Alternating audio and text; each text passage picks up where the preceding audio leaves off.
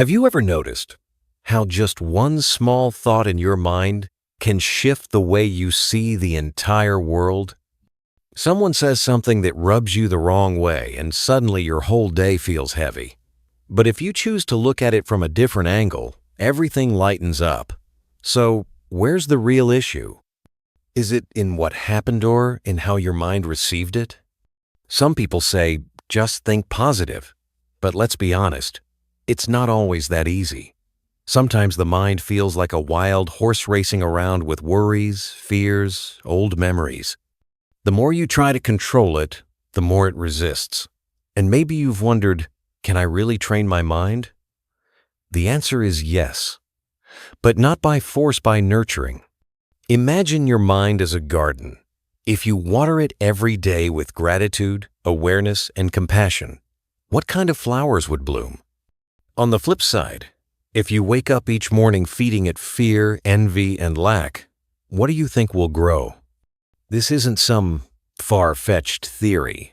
These are timeless, truths practical, and real taught by the Buddha over 2,500 years ago, and they still apply today. You don't need to live in a monastery or change your whole life to practice them. You just start with small changes in how you think, how you feel, and how you respond. In this video, we'll explore 9 powerful Buddhist lessons to help you train your mind to see the good in life no matter what's happening on the outside. Let's begin with the very first one.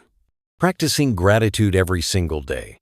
One morning, as the soft sunlight crept through the trees, a middle-aged man sat quietly on the front steps of his house. He'd just come out of a rough week work, was a mess. Family tensions lingered. Money was tight. His mind felt tangled like a ball of string with no clear starting point. He didn't call anyone, didn't distract himself. He just sat there, took a deep breath, and then a gentle breeze brushed past him.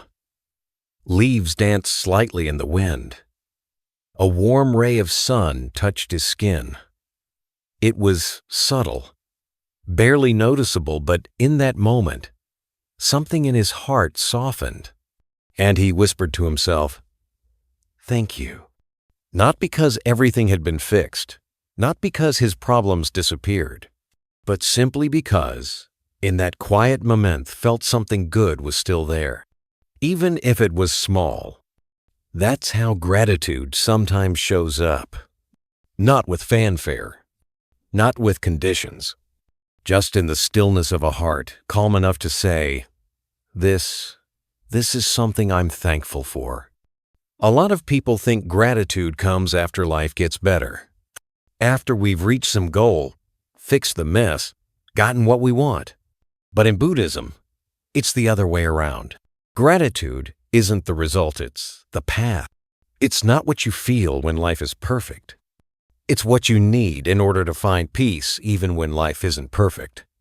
See, our minds are naturally drawn to what's missing. We chase more, different, better. And somewhere in that chase, we start believing, once I have that, then I'll be happy. So we keep running and running. But gratitude is when you stop, when you hold up a mirror to your heart and finally see what you already have: a warm cup of tea, a loved one's laughter, the cozy feel of a blanket on a cold night, a moment of being truly heard, or simply one more breath, one more day to begin again. No one can make you feel grateful. But the moment you choose it, your whole life starts to shift. Not because your situation changed, but because your heart did. Gratitude won't erase pain. It won't magically fix everything, but it will change how you move through it. Because when you're grateful, you're no longer drowning in what's wrong. You start to see, even in the middle of the struggle, there's still beauty. Even in the lack, there's still something worth treasuring. And here's the beautiful part. The more you practice gratitude, the more your mind starts to rewire itself. You're teaching yourself a whole new way to see the world. Instead of asking, "What am I missing?" you begin to ask, What do I already have? That simple shift, it can pull you out of the darkest place. You don't need to write long gratitude lists. Just take a few moments each day, maybe in the morning, maybe before bed. Notice your breath. Look at something small and whisper, "Thank you," and watch what happens inside. People often ask, "How do I find happiness?" Maybe the answer isn't out there. Maybe happiness isn't about getting more, but about seeing enough. And to see enough, you have to practice gratitude. Not everyone is born with a grateful heart, but everyone can learn. Every time you choose gratitude, you're planting a seed of peace. It might not bloom today or tomorrow, but one day, when you least expect it, it will. And you'll smile. Not because something grand happened, but because you finally saw how beautiful life already is. Try starting just one morning, not with worry, but with a simple thank you. Not because something amazing happened, but because you're still here, alive, breathing, whole. Gratitude isn't weakness, it's strength. It's choosing to return to the present and embrace what is. And from that place, peace begins to grow. When you live in gratitude, you stop chasing distant happiness because you realize it's already here, in the quiet, in the simple, in the now. And when your mind is fed by gratitude, it becomes softer, more open, and ready to receive all the beauty life has to offer. 2. Visualize the person you want to become. There was a time when I used to see this middle-aged woman every morning at the park near my home. She wasn't out jogging or walking like most people. She just sat quietly on this old wooden bench, eyes closed, hands resting gently on her lap, with the most peaceful expression on her face. I got curious. So one day, after finishing my walking meditation, I walked over and struck up a conversation. She smiled kindly and said, "I'm visualizing myself as someone calm and gentle, someone who no longer gets upset over little things." Then she laughed softly. "I used to be short-tempered, anxious, always worrying about the future. Honestly, I used to hurt the people I loved because I couldn't control my emotions. But I don't want to live that way anymore. I know I can be different." That line stuck with me not because it was grand or poetic, but because it was so real. Sometimes we don't need to do anything big or dramatic to start changing ourselves. Sometimes all we need is to begin with a sincere image of who we want to become. In meditation, this is called training the mind through visualization. It's not wishful thinking. It's a focused, intentional practice. When you sit in stillness, breathe deeply, and picture yourself living with qualities like compassion, patience, calmness, your mind starts to remember. It's like planting a seed in your inner soil. And day by day, it begins to grow. Now you might be wondering, how can just visualizing something actually change me? But here's the truth. The human mind doesn't draw a clear line between something you imagine and something you actually experience. Modern science even confirms that when you visualize yourself acting with compassion, the parts of your brain related to empathy and emotional regulation light up. In other words, you're practicing a new version of yourself from the inside out. And this lines up perfectly with what the Buddha taught. In Buddhism, meditation isn't just about sitting still. It's a way to steady the mind, turn inward, and slowly reshape the way we see, feel, and act. Visualization is a form of bhavana practice of cultivating and developing the heart-mind. I once met a young monk who told me that every morning he spent time visualizing himself, smiling at someone who insulted him, remaining calm, not reacting, just breathing and keeping his heart at peace. Months later, he told me, "I'm still not perfect, but one day someone really lashed out at me, and instead of reacting like I used to, I smiled, not because I forced it, but because that image had already formed inside me. See, visualization isn't about chasing some idealized version of yourself. It's about realizing that all those beautiful qualities, kindness, equanimity, patience, they already exist within you. They're like seeds in a garden that haven't yet awakened. You don't need to go looking for them.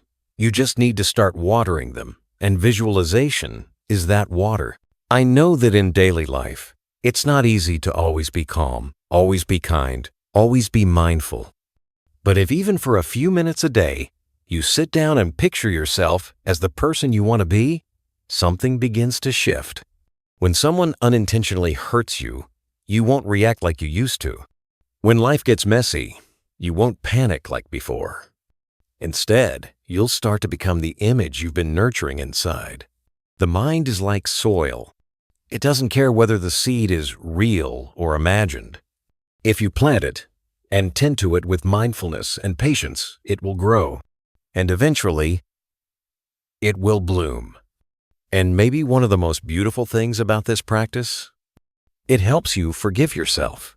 Forgive your past mistakes. Forgive the times you lost your temper. Forgive those days you just couldn't show up as your best self. Because now, you're walking towards something better. Not to prove anything to anyone, but simply to return to the most authentic version of who you truly are. You don't need to be perfect to be worthy of love. As long as you're walking the path with kindness, with calm, with light in your heart, that's more than enough. 3. Cultivating loving, kindness, and a heart full of compassion.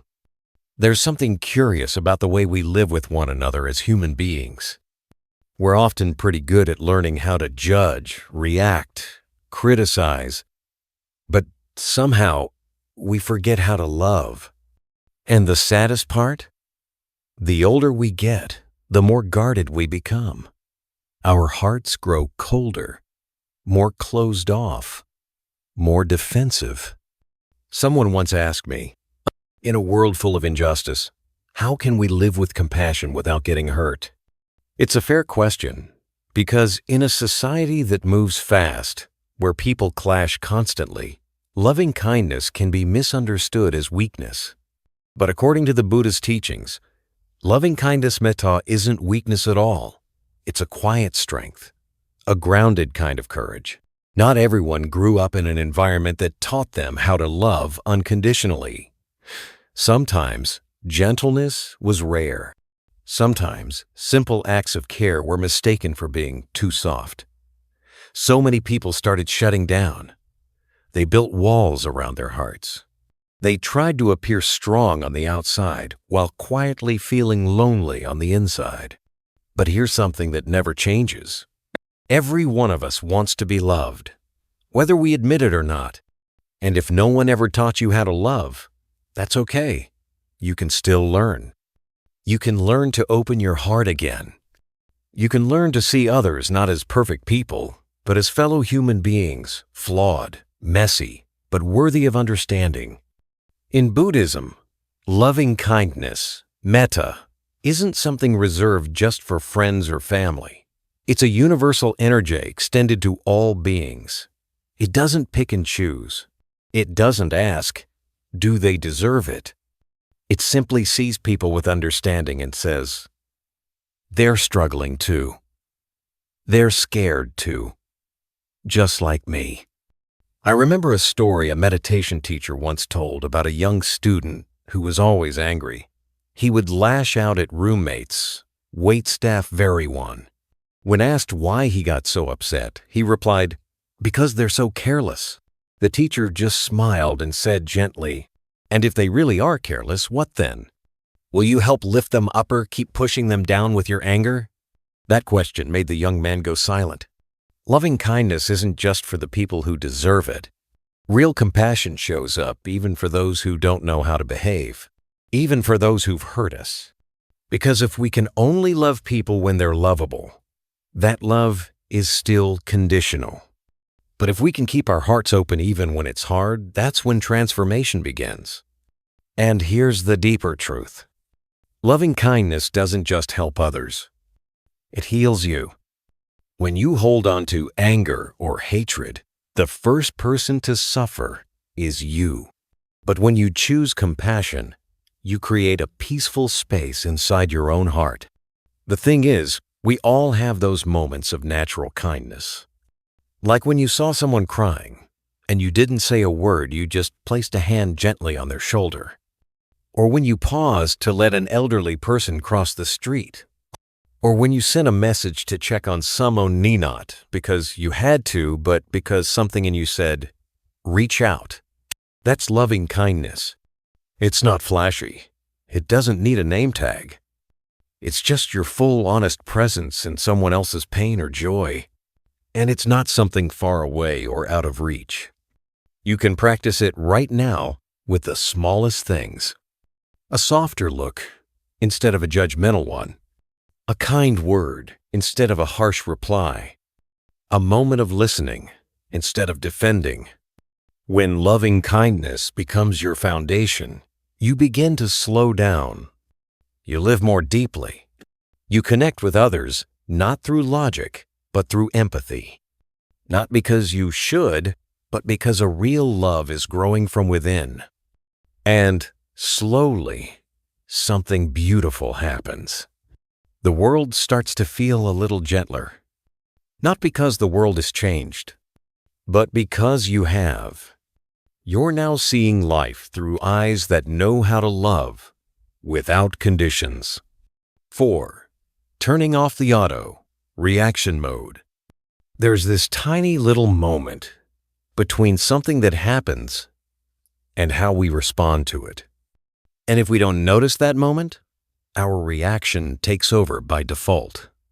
We say things we didn't mean to say. We do things we later regret. And then we sit there thinking, why did I say that? Why did I act that way? Sound familiar? Many people go through life without realizing they're being run by an automatic reaction system.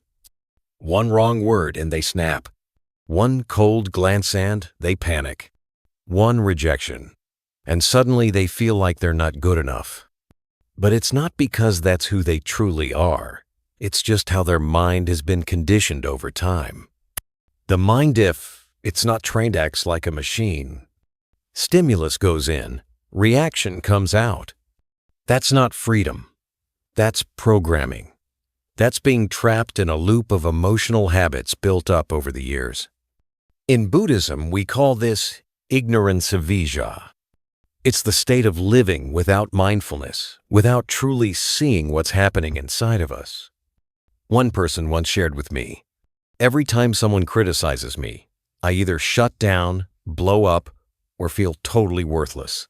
It happens so fast, I don't even have time to choose a different response. That experience is more common than we think. But the good news is, your reaction is not your destiny. You can change it if you learn how to pause. Just a little pause. One breath. One tiny space between the emotion and the action. That's the moment where you reclaim your power. In the Satipatthana Sutta Discourse on the 4 foundations of mindfulness, the Buddha teaches us to observe the body as it is, the feelings as they are, the mind as it is, and the phenomena as they are. No judging, no fixing, just seeing clearly. And when you see clearly, you can start asking yourself a very powerful question. Where is this emotion really coming from? Is this reaction who I truly am or just an old habit playing out again? That question that pauses everything. Imagine this. A mother hears her child speak disrespectfully. Her first impulse? Yell. But what if she just pauses for 1 second to breathe, to look deeper? She might realize her child isn't being rude to hurt her. He's hurt. He's scared. He doesn't have the words to ask for help. And in that space, instead of yelling, she asks, "What's making you feel upset right now?"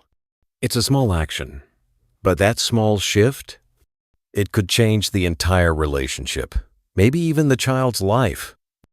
Mindfulness is simply the ability to know what's happening in your body and mind while it's happening.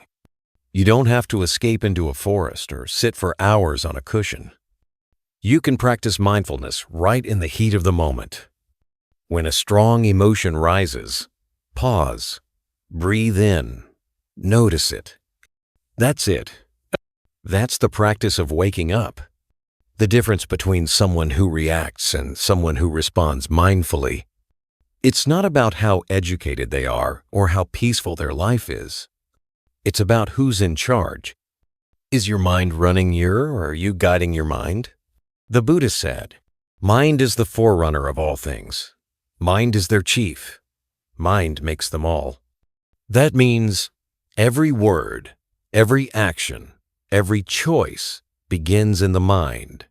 If the mind is well trained, life moves in a different direction. But if the mind is ruled by old habits, we keep getting pulled into the same patterns, like a scratched record stuck on repeat. Someone once told me, "I just can't stop myself from reacting. It happens too fast." And yes, at first, reactions are faster than awareness. But that doesn't mean you can't train yourself. Just like learning a musical instrument, your fingers might fumble in the beginning, but with time, they become fluid, natural. The same goes for the mind. It can be trained. Start small. Next time someone says something upsetting, don't rush to respond.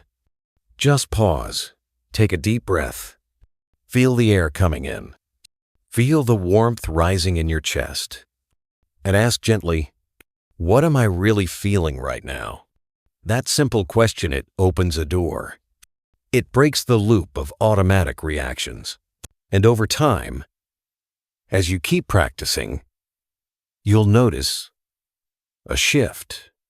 You won't get swept away so easily. You'll be able to choose. Instead of yelling, you choose silence. Instead of blaming, you choose understanding. Instead of shutting down, you choose to open your heart. That is what it means to live awake. No longer ruled by your past, no longer pushed around by the chaos of the world, but fully here present, conscious, and free in each precious moment. 5. Your thoughts are the seeds that shape your world. There was once a man who came to a Zen master, clearly frustrated. He said, "My life's a mess. Everything's falling apart. My job, my relationships, my family. I don't know why, but it always feels like things go wrong for me." The master didn't answer right away. He simply smiled, handed the man a tiny seed, and asked, "If you plant a chili seed, what do you expect to grow?" The man replied, "Well, a chili plant with spicy peppers." The master nodded. "Exactly. So if your mind is constantly filled with fear, judgment, and doubt, what do you think you'll harvest, if not stress, conflict, and pain?" It sounds simple, but it touches on a deep truth zone that many people only realize after half a lifetime. Thoughts are not just fleeting things. They're seeds. And wherever you plant them, they'll grow. We live in a world that often undervalues thought. People focus on actions, results, appearances, but everything begins with a thought. A harsh word? It started with a negative thought. A kind act? Also born from a single moment of compassion in the mind. In the Dhammapada, the Buddha said, "Mind precedes all things. Mind is their chief. Mind shapes them all. If with an impure mind one speaks or acts, suffering follows like the wheel behind the ox. But if with a pure mind one speaks or acts, happiness follows like a shadow that never leaves." That teaching, over 2,000 years old, is just as relevant today. Because even the thoughts you keep silent are shaping your life, moment by moment. Some people go their entire lives without truly noticing the stream of thoughts running through their mind. Worrying about the future, regretting the past. They speak negatively about others, about themselves, and wonder why life feels so heavy. But they don't see that they're planting those seeds of suffering themselves. With every thought, Every word, every unexamined belief. Now here's the beautiful part. That inner garden of your mind, it doesn't only grow weeds. It can grow flowers too. If you begin to pay attention to your thinking, if you start nurturing seeds of compassion, forgiveness, mindfulness, and kindness, over time, your entire experience of life becomes softer, warmer, more grounded. Some people spend years trying to change their job, their relationship, their environment, but real change can begin in just one mindful moment when your thinking shifts. Because once your thoughts change, everything else begins to move in a new direction. There was a young woman who lived most of her life in anger. As a child, she felt unloved. As she grew up, she blamed everyone, her parents, her partners, her boss, even the world. All her emotions seemed to stem from one painful belief: I'm not good enough. No one truly loves me. Then one day, during a quiet meditation retreat, she heard this simple sentence: You are not what others did to you. You are what you choose to grow inside your own heart. It hit her hard. From that day on, she began watching her thoughts, not to control them, but to understand them. Not to silence her pain, but to gently transform it. Instead of repeating, I'm not enough, she started saying, I'm on a healing journey. Instead of thinking, no one loves me, she began to plant a new thought: I deserve love, and I'll start by loving myself. That transformation didn't happen overnight, but just like a small seedling, with enough care, it grew strong. That's the quiet power of a single right thought. No fireworks, no drama, but it can shift the entire course of your life. So start noticing what's sprouting in your mind, because every thought, no matter how small, leaves an imprint. And every seed, whether it's blooming yet or notice, lying in wait, ready to grow when the conditions are right. You don't have to be perfect to have better thoughts. You just need to be aware enough to ask yourself, what am I planting in my heart today? 6. Be mindful of what you feed your mind. Have you ever felt heavy, even when nothing big has happened? Maybe it starts early in the morning. You pick up your phone and boom, a negative headline after another. Later at work, a coworker casually complains about someone. On your drive home, there's honking, arguing, ads blaring from every corner. And by the time evening comes, the news is full of another heartbreaking story. No one's really trying to hurt you. There's no major disaster in your personal life. But bit by bit, it's like your mind is a little cup, and it keeps filling up with things you're not even aware of, until one day it just spills over into stress, fatigue, and a feeling of being drained. The mind, if left unguarded, is so easily worn down by things that seem harmless. In Buddhism, there's a teaching called guarding the sense doors. That means being mindful of what enters through your eyes, ears, nose, tongue, body, and mind. Because everything you see, hear, touch is a kind of food for your consciousness. Just like your body gets sick from junk food, your mind can become weak, confused, or anxious if you're constantly feeding it toxic input. A wise monk once said, "The mind is like fertile soil. Whatever you plant, good or bad, will grow. The question is, are you choosing what seeds to plant each day?" It sounds simple, but it's a wake-up call. Because even if you don't mean to, if you spend each day surrounded by negativity, gossip, harsh opinions, or comparison, you're still letting those seeds in. They don't need your permission. They just wait. And when the right conditions come, they sprout into emotions, into thoughts, into the way you see yourself and others. Many people meditate every day. They chant. They listen to Dharma talks. And yet they still feel unsettled.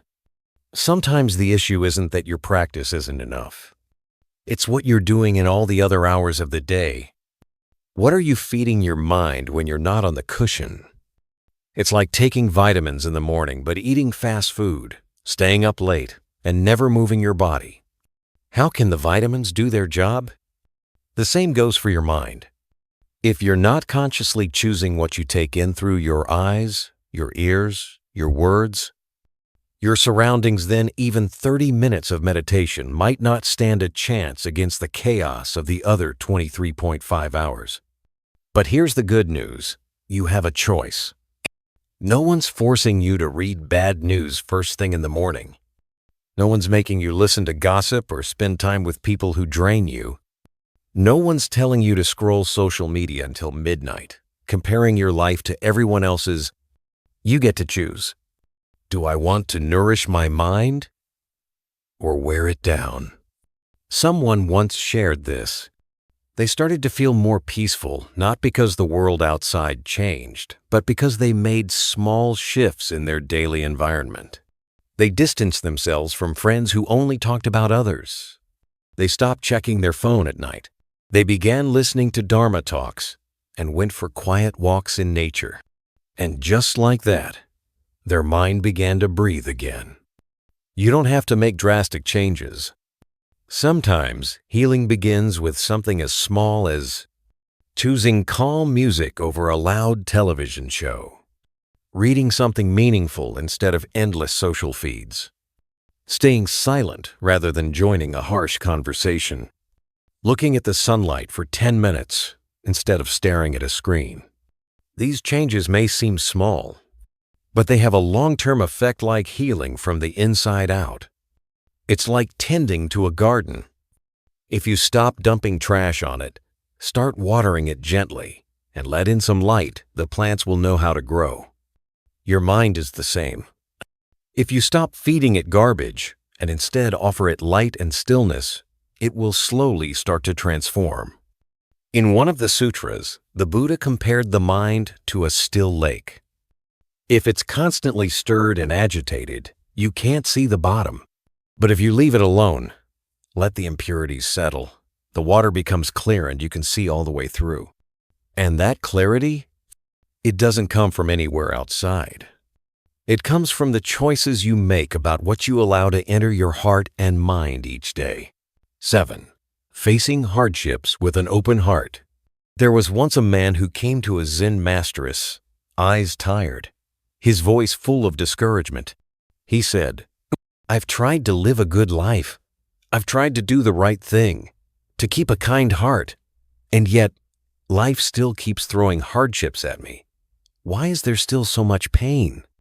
The master didn't answer right away. He simply smiled, picked up a glass of clear water, and dropped in a small handful of dirt. Then he stirred it. "Look," he said, "the water's cloudy now, right? But if you let it sit still, the mud will settle and the water will clear again." Then he looked the man in the eyes and asked gently, "Are you sure it's life that's hurting you? Or is it that your mind hasn't had a chance to settle enough to see things clearly?" We all go through dark seasons in lifetimes when everything seems to fall apart. It could be loss, separation, failure, illness. Or maybe it's just those long, draining days when you don't even know why you feel so worn out. And naturally, when we suffer, our first instinct is to run from it. We want it to stop. We search for an escape, a quick fix, something any to make the pain go away. But through the lens of Buddhist wisdom, pain is not the enemy. Pain is a teacher, a quiet one, a strict one sometimes, but always right on time. It doesn't shout, it doesn't give easy answers, but each time it arrives, it offers a gentle nudge. It's time to come back to yourself. The Buddha never promised a life without suffering. What he offered was a path so we wouldn't be drowned by it. In the Four Noble Truths, the very foundation of Buddhism, the Buddha taught that suffering is inevitable, but it can be transformative. We're willing to face it with an open heart. Because pain doesn't come to punish you. It comes to wake you up. There was a woman who once went through a devastating year. Her husband left, she lost her job, and her health broke down all in just 12 months. She cried. She blamed life. She felt hopeless, certain she couldn't go on. Until one day, curled up on the sofa, exhausted in body and soul, she heard one sentence in a Dharma talk. When everything around you falls apart, that's your chance to turn inward. It didn't promise miracles, but it lit up something inside her just enough to remember. There's still a place to come home to, and that place is her own heart. From that day, she started journaling, not to complain, but to ask herself one simple question. What is this teaching me? And through those pages, through her tears, she slowly realized this hardship, unwanted as it was helping her grow in ways peace never could. She learned how to stand up on her own. She learned how to hold herself with compassion. She learned how to let go of what no longer served her. And above all, she learned how to live more slowly, more mindfully, more honestly. In the Lotus Sutra, the Buddha compares suffering to rain washing away the dust of ignorance that's been clouding our hearts for years. If we only chase sunshine, we miss the chance to be cleansed. Every hardship is an opportunity disguised as a storm, an opportunity to see what we're clinging to, an opportunity to release what no longer fits, an opportunity to discover an inner strength we didn't know we had. And most importantly, the attitude we choose when facing challenges is the key to our transformation. A closed heart sees pain as punishment. An open heart sees pain as possibility. Maybe not today, maybe not tomorrow, but someday, when you look back, you'll be thankful for the struggles you've walked through. Not because you enjoy suffering, but because it helped shape you into someone more whole. So maybe the goal isn't to escape suffering. Maybe it's to walk through it with grace, with an open heart, and with the quiet trust that everything changes. And healing comes if we're willing to look deeply. 8.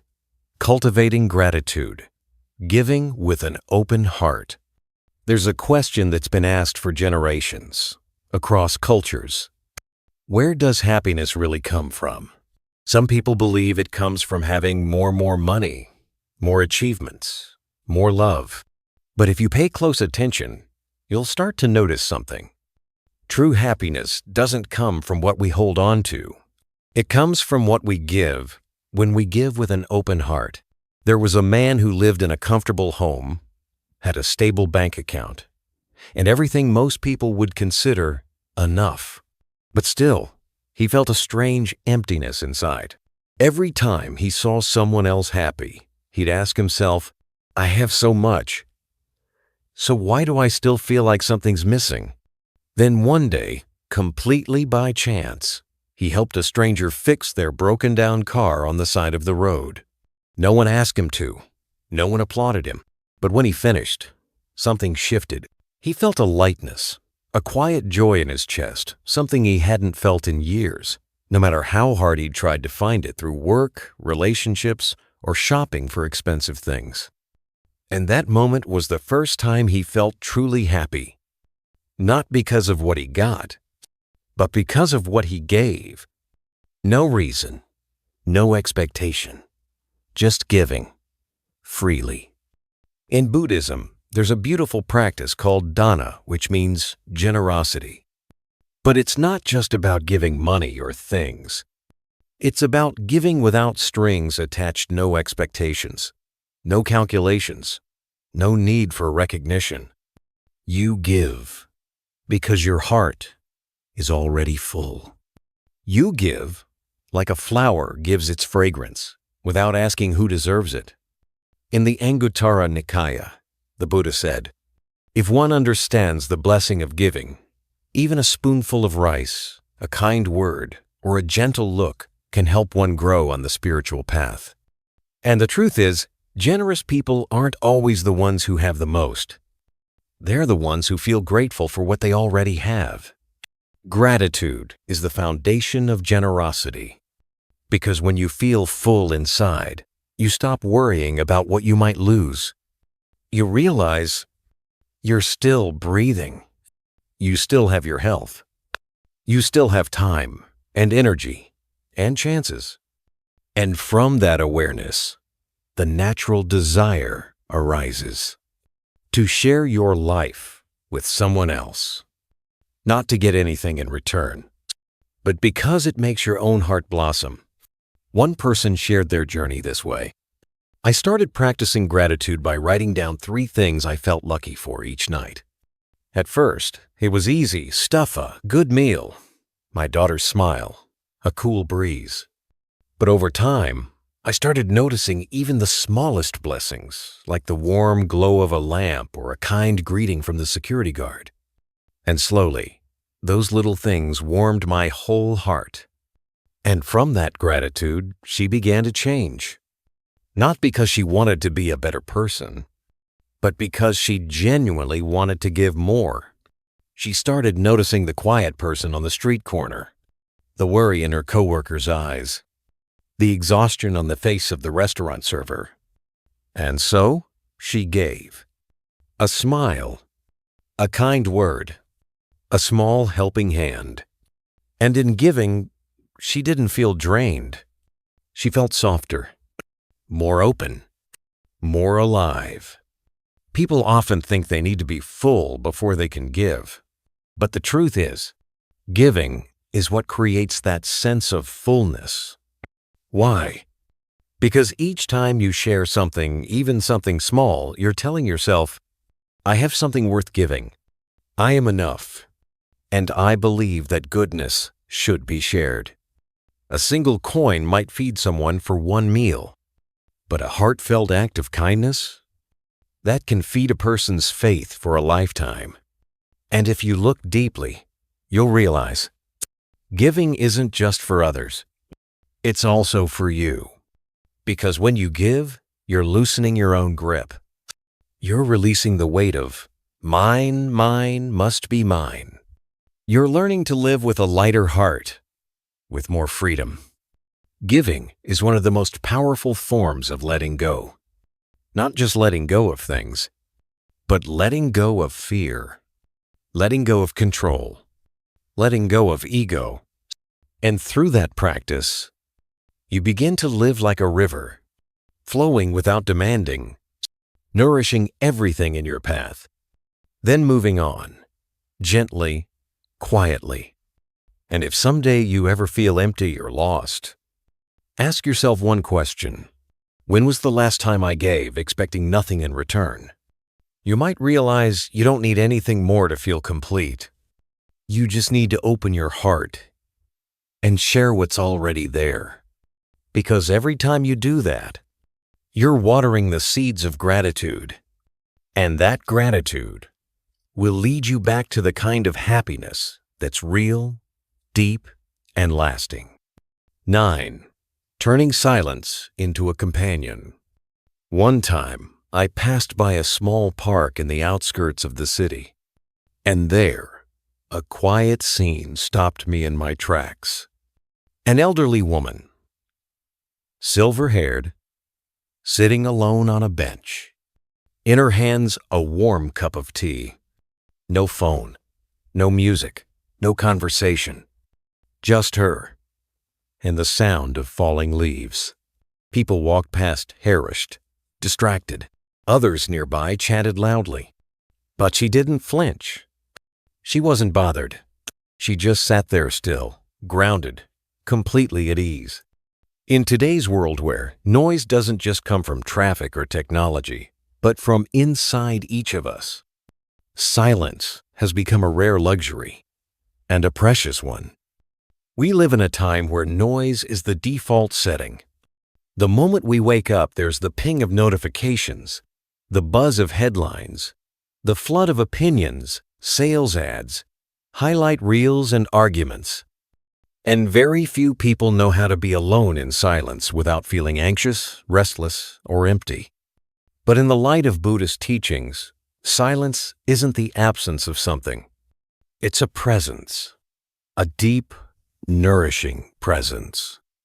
It's like fertile soil, where your mind can rest, where wisdom can take root, and where you can finally hear your own voice, Not the noise outside, but the clarity within.